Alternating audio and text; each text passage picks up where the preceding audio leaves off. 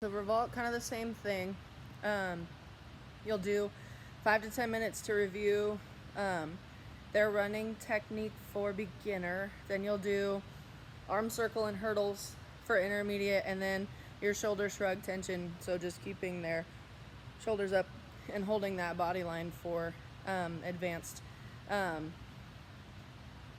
Most of these are very self-explanatory, so I'm going to go through them and kind of pick out what I need to do. One of the new ones that we're doing is with the two 8-inchers. So it's, I don't even know what to call it, but you drag your back leg that's on the mat and swing it in front and jump to 2 feet. So I'll show you here in a sec. Hurdle to the back with 8-inchers. Very self-explanatory, and I will try my best, but we're gonna try. And then advanced will do handstand block off the springboard to their back on the 8-inchers. So they'll just kick to handstand block and land on their back. Step down off the box, pause to a straight jump off, whoop, on to SLP. It's right behind me. Step down off the box, punch off to SLP. So the bending and pausing and then straight jumping is different for beginner, because intermediate does punching your legs. Do not bend, your ankles are doing all the work. Nothing moves in your body. And advanced will do step hurdle, jump to handstand on the box, also self-explanatory. Tight bodies, standing, kneeling, hold with a bungee. So if they're short enough, they can hold it standing up, but a lot of them may be too tall, so you may have to have them sit on their knees. Everybody's doing that one. Same thing with the Bosu ball. Everybody's doing push-up bounces on the Bosu ball because that never hurts. With the wedge on the wall, handstand walk up the wedge, so belly faces it, starting to push up on the ground. Walk your feet up and then walk your hands up until you're all the way flat on the mat. Kick to handstand to wedge on the wall, so start facing it. Their back will hit it instead of their belly. And then kick to handstand block on the wall. So just handstand, hop, and then fall to the wall afterwards. And then high five jumps to the wall for everybody.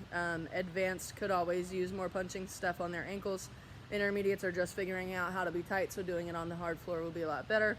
And then for beginner, it'll just get them to jump a little higher and try to, because it'll be pretty high up. I still have to tape them on the wall.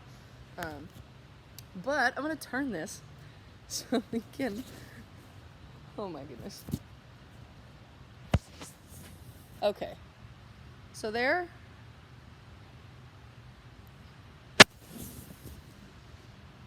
we go. You can kind of see that better. Anyway, so I'll show you the first one and then the second one. So the first one, literally all that's happening is your back leg is on this mat. So it should be your bad leg and bad and back. I mean, if you need to explain it like that, it kind of rhymes in a way. So my bad leg will be back here because I jump off of this foot last when I go to jump on the springboard. So from here,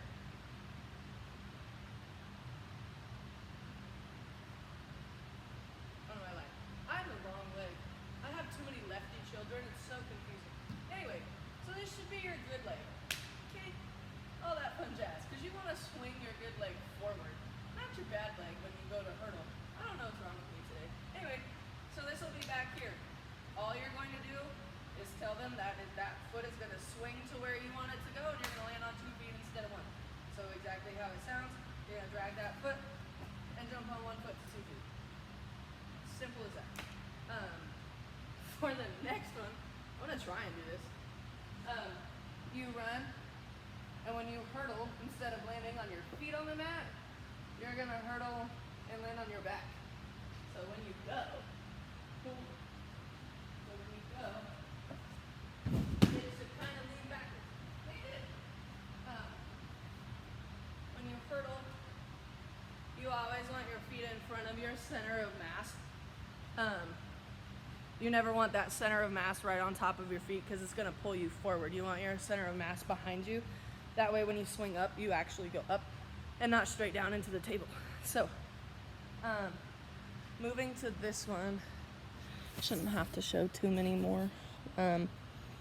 This one is the bungee. So you can either have them stand on this and push this above their head, or that was hard for me, so you can have them kneel on it and hold it under their knees and then do it. That's a little bit easier.